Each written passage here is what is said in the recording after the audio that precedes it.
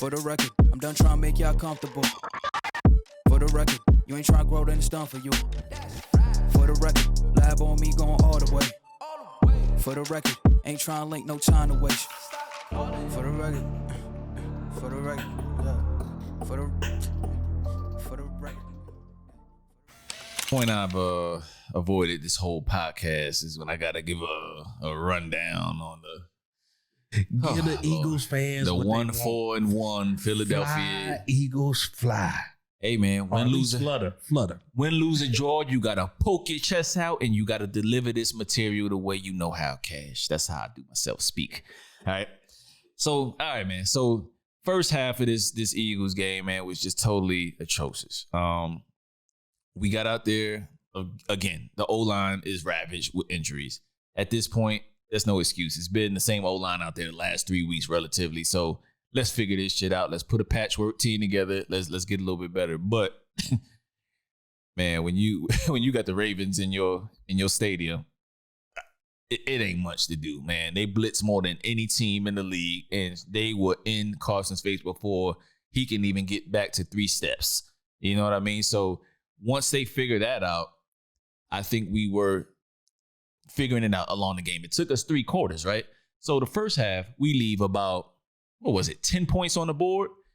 Miles Sanders had a gimme. Now, I can debate whether Carson Wentz threw it over the wrong shoulder or not, but the rule of thumb, and you played football, Frankie, back in your day, you get 2 hands on that ball. Oh, you got to bring that in. You got to bring that in. So he dropped that one, and then we had a manageable 40-yard field goal shanked.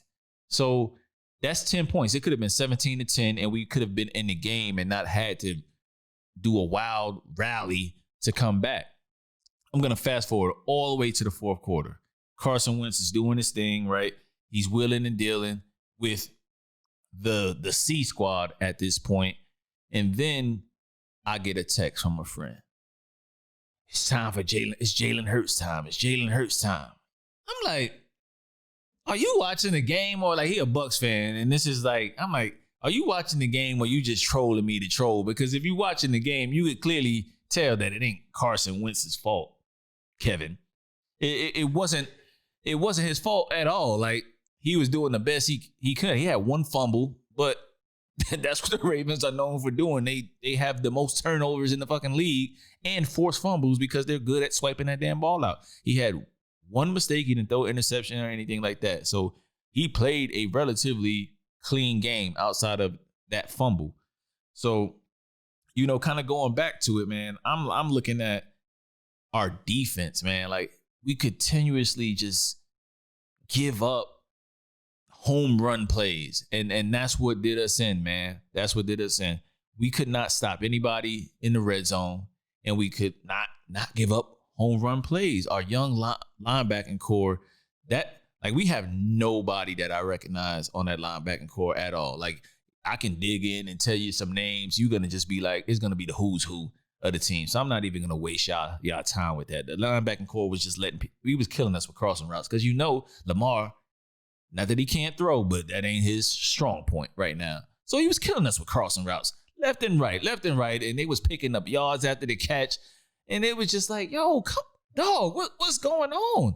We cannot continue to come back when we don't have the dogs out there in the receiving core at all. Dallas Goedert was hurt. Zach Ertz was still playing like boo-boo. You know what I mean? You got Alshon Jeffrey out. And then, you got Deshaun Jackson out. There's not a lot of teams that are missing that amount of firepower, Kevin. If your team was missing, let's just run off Goodwin. Bro, let's run off all of. When Mike Evans and Goodwin. Just tell me if Mike Evans and Goodwin's out. Was out, like, they lost.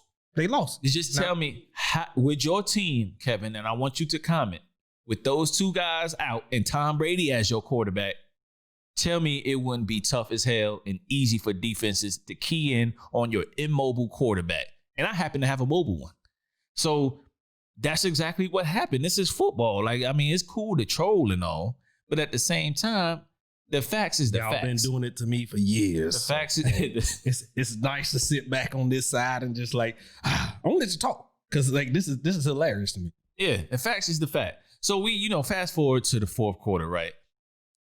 we're coming back. And the only reason I kept tuning in is because we do this podcast. Previous years, I would have mailed it in and started watching Red Zone because we're just not that good this year. We're just not that good this year. Where I see flashes of potential is what we did in that fourth quarter. We shouldn't have been able to put up that amount of points that we put up in the fourth quarter to damn near win the game. And speaking of that, we could have tied it up.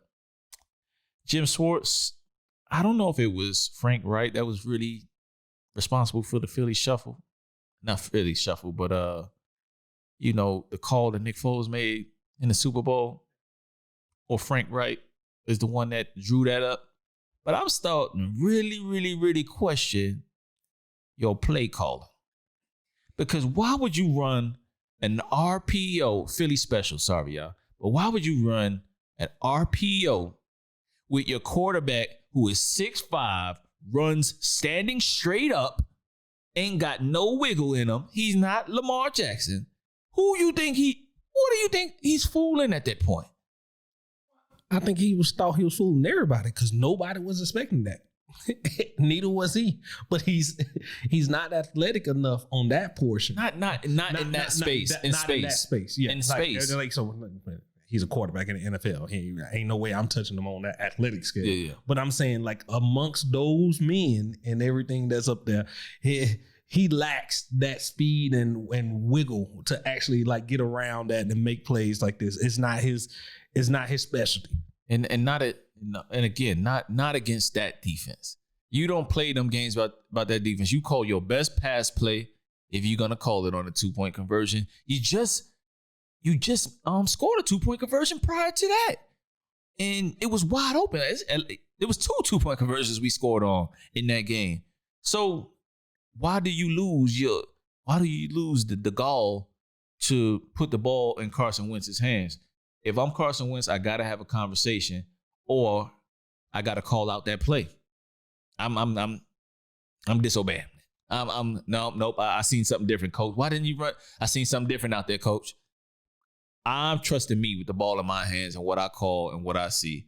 And he had to know that was locked up because 2 defenders converged on him. They had the running back or the quarterback. It didn't matter who it was. So they got to iron that out, man, because he's losing his gall, man, Coach Peterson. So how bad is it to sit out there and watch a team that it shouldn't be winning, but they put you in these situations where you have hope and then just crushes it. It's just the only thing that holds me over, Prez, y'all get a good look at that.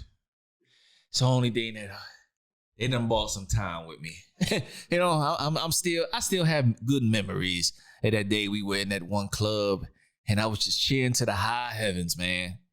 So that's the only thing that holds me over at this point. I'm not that far removed from a Super Bowl win, Still talk about it. It's a thing of legend.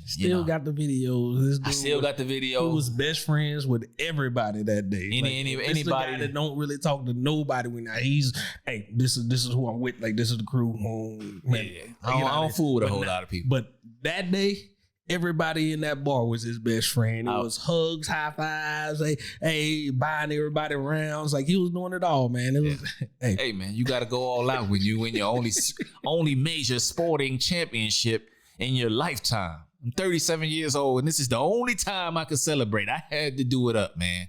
Had to do it up. But with that said, man, but back on a real thing, as far as the Eagles go, I am really motivated by what they've done, even in spite of losses, because I just know what Carson Wentz could be if he has those guys in the lineup. Like, those guys in the lineup are head and shoulders above Deshaun Jackson, Dallas Goedert, and Alshon Jeffrey. Regardless of what they contribute, when they're out there, they're just a threat, and people respect them a little bit more, and they're a little bit more versatile when they have those guys out there. Miles Sanders had himself a hell of a game, but again, there's only so much you can do when you don't have the talent to match, and you're trying to figure things out on the fly with a relatively with no training camp. You know what I mean? These first 4 games, in the season. You could relatively say they were preseason games. Guys are figuring it out.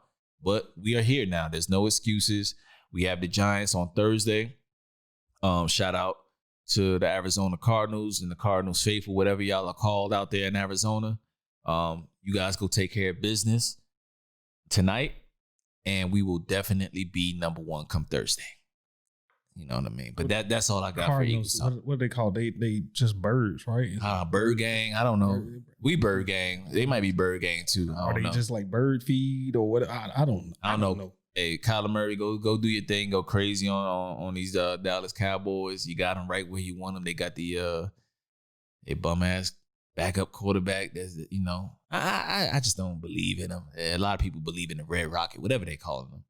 Oh, but y'all do your thing out there in Arizona. For the record, I'm done trying to make y'all comfortable. For the record, you ain't trying to grow, then it's done for you. For the record, lab on me going all the way. For the record, ain't trying to link, no time to waste. For the record, yeah. For the